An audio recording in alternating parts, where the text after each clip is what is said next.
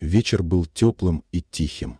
Стивен Сигал вместе с женой возвращался из небольшого кафе. Узкая улочка освещалась редкими фонарями, и лишь шаги эхом отдавались в каменных стенах домов. Казалось, ничего не предвещало беды.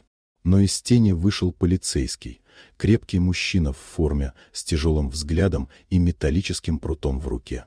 Он остановил их резким движением. «Эй!» — грубо бросил он. «Дорога здесь закрыта». Сигал нахмурился. В его голосе не было страха, только спокойное недоумение. «Мы просто идем домой». «В чем дело?»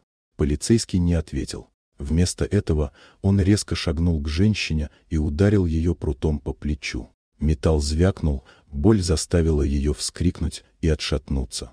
Секунда, и воздух вокруг словно сгустился. В глазах Сигала вспыхнула холодная сталь. Он шагнул вперед, и его движения стали быстрыми и точными, как выстрелы.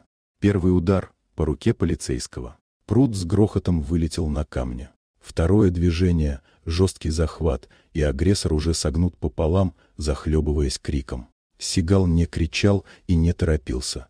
Его жесты были безупречны, словно отточенные годами тренировок. Полицейский попытался вырваться, но это было бесполезно. Сигал вогнал его в стену, прижал локтем к шее и тихо сказал: «Никогда, не смей поднимать руку на женщину».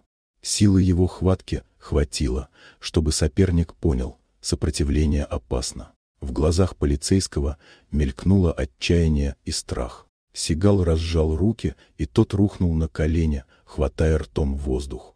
Жена Сигала держала плечо, но уже улыбнулась мужу, не от радости, а от облегчения. Угроза миновала. Сигал поднял прут, отбросил его подальше и взял жену за руку. «Пошли», — сказал он спокойно. «Нам нечего больше делать здесь».